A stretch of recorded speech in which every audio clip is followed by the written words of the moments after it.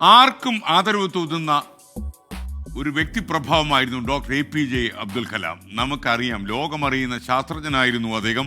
Indian രാഷ്ട്രപതി ആകുന്നതിന് മുമ്പ് തന്നെ ലോകം അത്ഭുതത്തോടെ കണ്ട ശാസ്ത്രജ്ഞനായിരുന്നു. മിസൈൽ സയന്റിസ്റ്റ് ഒക്കെയായിരുന്നു ഡോക്ടർ APJ അബ്ദുൽ കലാം. നമുക്കൊക്കെ വളരെ പരിചയമുള്ള ഒരാളായിരുന്നു APJ. അദ്ദേഹം സ്കൂളിൽ പഠിക്കുന്ന കാലം അദ്ദേഹത്തിന് കണക്കിൽ അത്ര മിടുക്കുണ്ടായിരുന്നില്ല. ഒരിത്തിരി പിന്നിലായിരുന്നു എന്ന് വേണമെങ്കിൽ പറയാം. സ്കൂൾ മാഷിൻ്റെ ഭാഷ പറഞ്ഞാൽ ആളൊരു മണ്ടൻ കണക്കിന്. ഒരു ദിവസം ഒരു ഗണിത ചോദ്യം അബ്ദുൽ കലാമിനെ വല്ലാതെ കുഴപ്പിച്ചു. എത്ര ശ്രമിച്ചിട്ടും ഉത്തരം കണ്ടുപിടിക്കാൻ കഴിയുന്നില്ല. അദ്ദേഹത്തിൻ്റെ കണക്ക് മാഷ് അയ്യാദുരെ സോളമൻ കലാമിനെ സ്റ്റാഫ് റൂമിലേക്ക് വിളിപ്പിച്ചു. കലാം വളരെ ഭയത്തോടെ ആ മാഷിൻ്റെ അടുത്തേക്ക് ചെന്നത്. കാര്യം കണക്ക് മാഷാണ്. അദ്ദേഹം വല്ലതും വിളിച്ചു പറയും.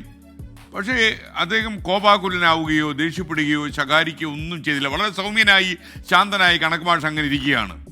മാത്രമല്ല, അദ്ദേഹം കലാമിൻ്റെ മുഖത്ത് നോക്കി. കലാം ഭയചകിതനായി പേടിച്ച് മാഷിൻ്റെ മുമ്പിൽ ഇങ്ങനെ നിൽക്കുക.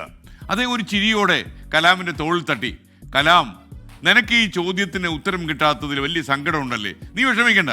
ചിലപ്പോൾ വളരെ ലളിതമായ കാര്യങ്ങൾ പോലും നമുക്ക് പെട്ടെന്ന് മനസ്സിലാക്കാൻ കഴിഞ്ഞു എന്ന് വരില്ല. പക്ഷെ നീ തോക്കാൻ പാടില്ല. ഒന്നിനോടും തോക്കരുത്. വീണ്ടും വീണ്ടും ശ്രമിച്ചുകൊണ്ടേയിരിക്കുക. വിജയം നിന്റെ പിന്നാലെ അല്ലെങ്കിൽ മുന്നാലെ വരും." അന്ന് അയ്യാദുരെ സോളമൻ മാഷ് ആ ചോദ്യത്തിന് ഉത്തരം എങ്ങനെയാണ് കണ്ടെത്തേണ്ടത് എന്ന് വളരെ ലളിതമായ രീതിയിൽ കലാം എന്ന വിദ്യാർത്ഥിക്ക് പറഞ്ഞു കൊടുത്തു. മാഷിൻ്റെ ഈ വാക്കുകളും ഈ പിന്തുണയും പിൽക്കാലത്ത് കലാമിന് വലിയ പ്രചോദനമായി. കലാമിന് വലിയ ആത്മവിശ്വാസം കിട്ടി. തനിക്ക് കണക്ക് പഠിക്കാൻ കഴിയില്ല എന്നൊരു നേരിയ ചിന്ത മനസ്സിൽ എവിടെയോ ഇങ്ങനെ പാഞ്ഞു നടക്കുന്നുണ്ടായിരുന്നു. ആ ചിന്തയൊക്കെ പോയി തലച്ചോറിലേക്ക് പുതിയൊരു ആത്മവിശ്വാസത്തിൻ്റെ മിന്നൽ പിണർ പായുകയായി. അദ്ദേഹം ആത്മവിശ്വാസത്തോടെ, നമ്മൾ പറയുന്ന ആ വർദ്ധിത വീര്യത്തോടെ കണക്ക് പഠിക്കാൻ തുടങ്ങി. പിന്നീട് കണക്കിൽ ഒന്നാമനായി കലാം. കണക്കിൽ അദ്ദേഹം മിടുക്കനാണെന്ന് മാഷന്മാരെ കൊണ്ട് പറയിച്ചു. ഇതിൽ നിന്ന് കലാമിൻ്റെ അനുഭവത്തിൽ നമുക്ക് മനസ്സിലാകുന്ന കാര്യം എന്താ? ഒരു കാര്യത്തിൽ നമ്മൾ എളുപ്പത്തിൽ കയറി നിരാശരാകരുത്. നമുക്ക് ചിലപ്പോൾ ആദ്യം നമ്മൾ പരാജയപ്പെട്ടെന്നും വരാം, നമ്മൾ തറയിൽ വീണു എന്നും വരാം. എന്നാലും നമ്മൾ എഴുന്നേൽക്കണം.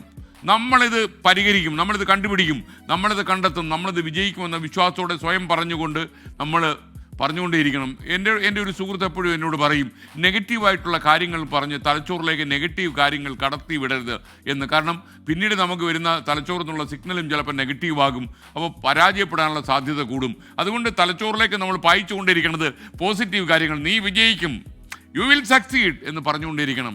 നമുക്കൊരു പ്രശ്നം പരിഹരിക്കാൻ കഴിയുന്നില്ലെങ്കിൽ അതിനർത്ഥം നമുക്കതിൽ കഴിവില്ല എന്നല്ല, മറിച്ച് കൂടുതൽ പരിശ്രമം അതിന് ആവശ്യമാണ് എന്നാണ്. അതുപോലെ ശരിയായ ഒരു വഴികാട്ടിക്ക് ഒരു വ്യക്തിയുടെ ജീവിതത്തിൽ ഒരുപാട് മാറ്റമുണ്ടാക്കാൻ കഴിയുമെന്നാണ് കലാമിൻ്റെ ആ മാഷ് നമ്മളോട് വിളിച്ചു പറയുന്നത്.